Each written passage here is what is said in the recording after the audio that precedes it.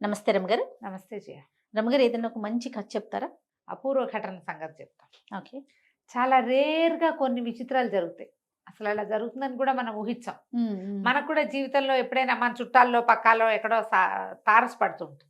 ఓ పెద్ద వ్యాను ఒక బండి కుర్రాడిని గుద్దేస్తుంది. మొన్న ఈ మధ్య చూసాం. ఆ! గుద్దేస్తే వాడు ఆ బండి వాడికి లారీకి తగులుకుపోయింది. వాడు ఎట్టా లేచి లారీ బంపర్ మీదకి చేరిపోయాడో తెలీదు. ఆ బంపర్ మీదే నిలబడి ఆడు ఆపు, ఆపు, ఆపు అని అరుస్తుంటే ఓ 2 కిలోమీటర్లు తీసుకుపోయేట ఆ లారీ వాడు. అవును. వాడికి ఏమవ్వలా. వాడు బతికిపోయాడు. అవును. అపూర్వ ఘటనలు గదా! ఎక్కడా జరగనివి. ఓ బండి ఎవరినో పెద్దవాడిని గుద్దేస్తుంది. ఒక లారీ వాడిని గుద్దేస్తుంది. లారీ బండిని తోసుకుంటూ వెళ్ళిపోతుంది. వాడు ఆ లారీ కింద నుంచి లేచి నిలబడి కనపడతాడు. కదా! అన్‌ఎక్స్‌పెక్టెడ్‌గా. అన్‌ఎక్స్‌పెక్టెడ్‌గా. మాకు తెలిసిన వాళ్ళు ఒకళ్ళకి యాక్సిడెంట్ అయింది. ఆటో గుద్దేసింది. ఆటోని టెంపో లాంటిది, ట్రక్ లాంటిది గుద్దేసింది. ఆడాళ్ళిద్దరు ఇక్కడ పడిపోయారు. వాళ్ళ దగ్గర ఉన్న పిల్లవాడెళ్ళి రాళ్ల కుప్ప మీద పడ్డాడు జయ.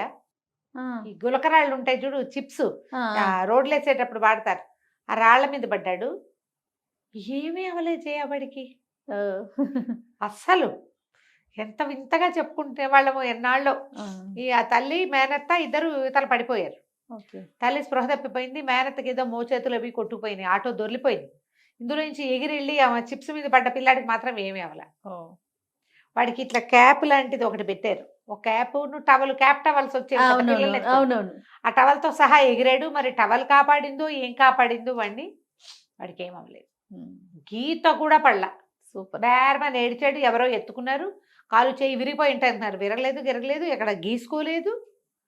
ఎట్టా పడ్డాడో, ఎట్టా బతికేసాడో వాడు. రేర్‌గా జరుగుతాయి. అవును. కొన్ని చందమామ కథలు అట్లాంటి విచిత్ర గాథలున్నాయి. పూర్వమట అదేదో దేశంలో ఒక సంపన్న గృహస్థుండేవాడు. భార్య అంటే పంచ ప్రాణాలట. చాలా ప్రేమగా ఉండేవాడు. ఒక 5, 6 సంతానం. ఒక 25, 30 మంది పనివాళ్ళు. పెద్ద మేడ, పెద్ద వ్యాపారం. గందరగోళంగా బోలెడన్ని ఉండేవి.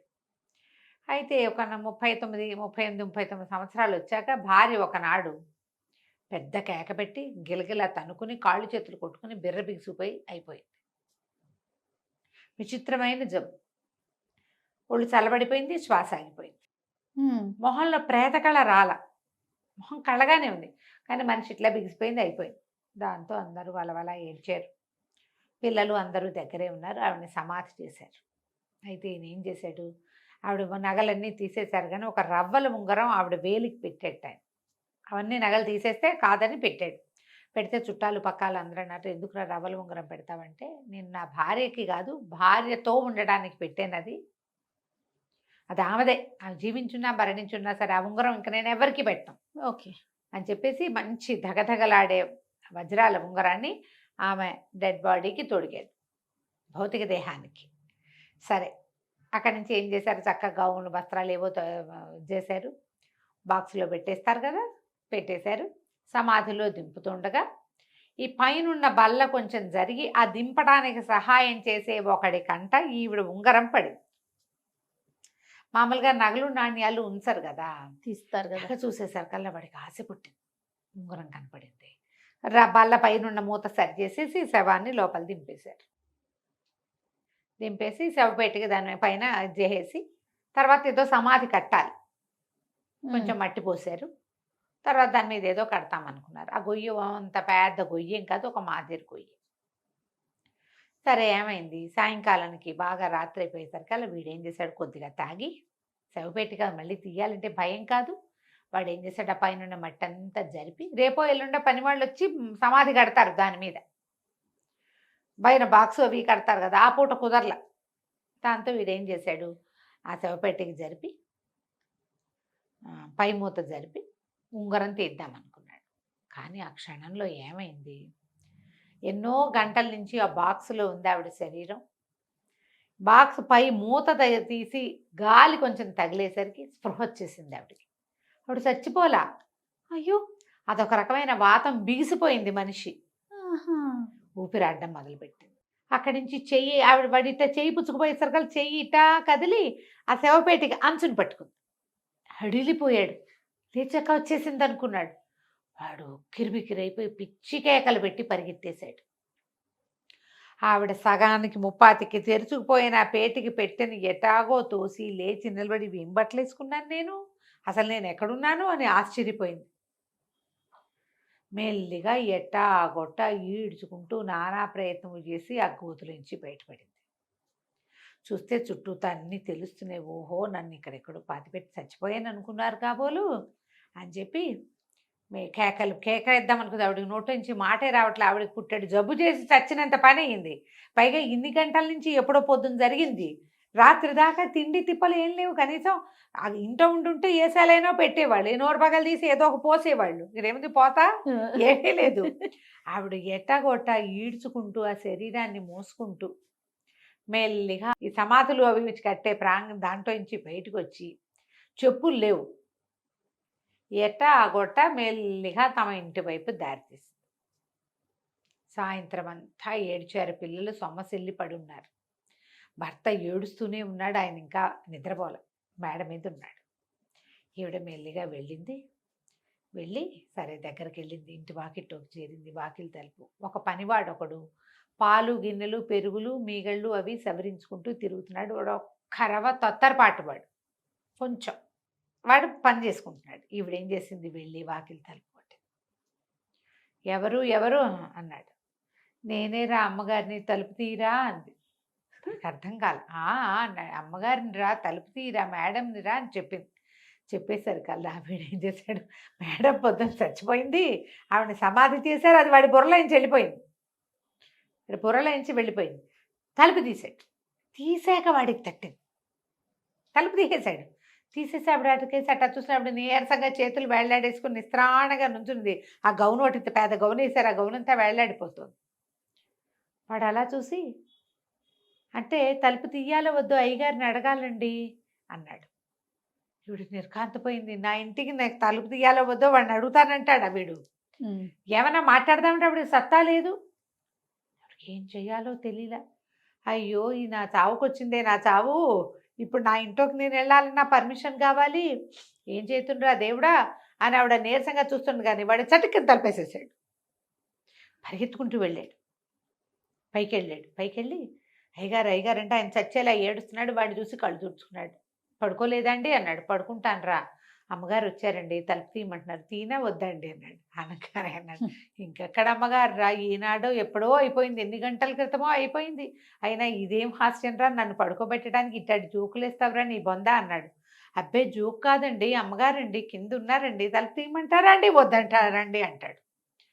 ఈయనకి అమ్మగారేటా వస్తుందిరా నీ బొందా, అమ్మగారు వస్తే అమ్మగారు రావటం అంటే మన గుర్రాలు మెట్లెక్కటం రా, గుర్రాలు మెట్లెక్కినాయంటే నమ్మగలవా, అలాగే అమ్మగారు వచ్చి అంటే నమ్మలేనురా, వేసిన జోకులు చాలే, నువ్వో నేను పడుకుంటానులే అన్నాడు. వీడు గుర్రాలు మెట్లెక్కటం మీద పోయింది వాడి మనసు. ఒక ఆవిడ వాకిటో నుంచుంది, తలుపు తీయమంటుంది, వాడికి తట్ల, వాడు కొంచెం అయోమయం వాడు కదా. అక్కడి నుంచి యువతలకు వచ్చాడు. వచ్చేసరికల్లా సడన్గా వాడికి ఏం కనపడిందంటే, 2 తెల్ల గుర్రాలు ఉన్నాయి ఆయనకి, బగ్గీ కట్టేవి. అవి లోపలికి వచ్చేసినాయి. వాటికి ఎలా ఉంటుందంటే, ఒక గుర్రపుశాల ఇంటికి అటాచ్డ్గా ఉంది. అవి పెంపుడు గుర్రాలు, వాళ్ళకి ఇంట్లో ఉండేవి. దానికి అప్పుడప్పుడు దానికి ఒక షట్టర్ ఉంది. అవి అటు ఉంటాయి, ఇవి ఇల్లు ఇటు ఉంటుంది. ఆ షట్టర్ ఒక్కొక్కసారి ఓపెన్ అయిపోతుంది. వీళ్ళు ఎవరైనా చూసి వేస్తారు. ఆ షట్టర్ ఓపెన్ అయిపోయి ఆ 2 గుర్రాలు లోపలికి వచ్చేసేసి అవి మెట్లెక్కేస్తుంది. కేకలు పెట్టాడు, అయ్యగారు తెల్ల గుర్రాలు మెట్లెక్కుతున్నాయండి అని. పైగా 2 గుర్రాలు మెట్లెక్కుతుంటే ఎలాంటి సంరంభం వస్తుంది, చెక్క మెట్ల మీద టకాటకా శబ్దం అవుతుందా. ఈయన హడిలిపోయాడు. తను ఇప్పుడే ఏం చెప్పాడు, అమ్మగారు రావటం అంటే మన గుర్రాలు మెట్లెక్కటం లాంటిది అన్నాడు. గుర్రాలు మెట్లెక్కుతున్నాయంటే వచ్చిందేమో అనిపించింది. అక్కడి నుంచి గుర్రాలు హాయ్ హాయ్ అని తోలేడు. అవి 2 మళ్ళీ వెనక్కి తిరిగి పరిగెత్తేసినాయి స్టేల్లోకి. ఎక్కడ ఉంటాయి కదా ఒక స్టాల్ లాంటిది కట్టి పెడతారు కదా గుర్రపుశాల, అందులోకి పరిగెత్తి. ఈయన పరిగెత్తుకుంటూ వెళ్ళాడు. ఆ పనివాడిని తోసుకుంటూ వెళ్ళాడు. వాడు కూడా పరిగెత్తాడు ఆయనతో పాటు. తలుపు తీశాడు. అక్కడ ఎవ్వరూ లేరు, ఎవరు కనపడలే ఆయనకి. అటు ఇటు చూశాడు. పనివాడు ఇక్కడే ఉన్నారండి అనబోయాడు.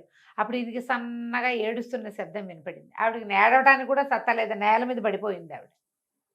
ఆ చీకట్లో వాళ్ళు పైగా రాత్రి 11-12 గంటలు అయిపోయింది. దీపం లేదు, దివ్వలేదు. పరిగెత్తుకొచ్చేసాడు అంతే. దీపం తేరా అని అడిగితే ఈయన వెనకాలే పరిగెత్తుకొచ్చిన పనివాడు ఊరికే వచ్చాడు. వాడు మళ్ళీ లోపలికి వెళ్ళి దీపం పుచ్చుకొచ్చేసరికల్లా ఏముంది, పెద్ద చచ్చిపోయిన వాళ్ళకి వేసే తెల్ల గౌన్లో ఆ నేల మీద పడింది. ఆ దీపం చూసేసరికల్లా జీవించింది ఈవిడ. పెద్ద పెద్ద కేకలు పెట్టాడు. పెట్టేసరికల్లా ఇంటిల్లి పాది లేచి వచ్చారు. ఆవిడ నేటాకొట్ట లేవ తీసుకుని లోపల తీసుకొచ్చారు.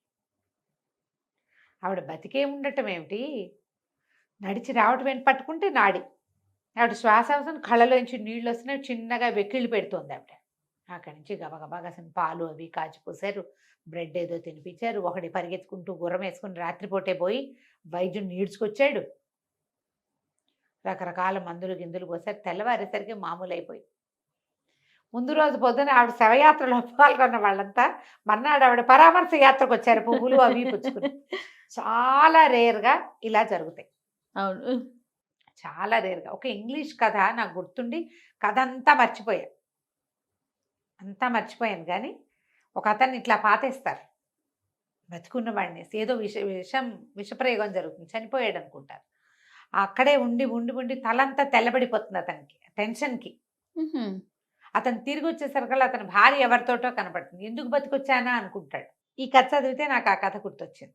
కథ ఎక్కడుందో వెతకాలి. మాలతీ చంద్రు గారు తెలుగులో చేసిన నావెల్, ఇంగ్లీష్ స్టోరీ అని గుర్తుంది నాకు. తల అతనికి షాక్కి తల తెల్లబడిపోతుంది అప్పటికప్పుడు. ఓ, ఆ తెల్ల తలతో అతన్ని గుర్తించారు వాళ్ళు ఎవరు. అంతకుముందు అతను యువకుడు, తెల్లటి తల ఉంటే ఎట్లా గుర్తుపడతారు? ఇప్పట్లాగా రంగులు వేసుకునే కాలం కాదు కదా. ఆ కథ ఒకటి జ్ఞాపకం వచ్చింది. చూడు ఎంత అపూర్వ ఘటన, ఎప్పుడు ఎక్కడా జరగంది. పాతి పెట్టిన వాళ్ళు మళ్ళీ బ్రతికి రావడం సాధారణంగా జరగదు. ఆవిడ చూడు ఇల్లు వెతుక్కుంటూ కూడా మళ్ళీ వచ్చేసింది కథ కంచికి మన ఇంటికి. బాగుందండి. నమస్తే గారు. సుమన్ టీవీలో మీ పర్సనల్ అండ్ బిజినెస్ ప్రమోషన్స్ కోసం కింది నెంబర్కి కాంటాక్ట్ చేయండి.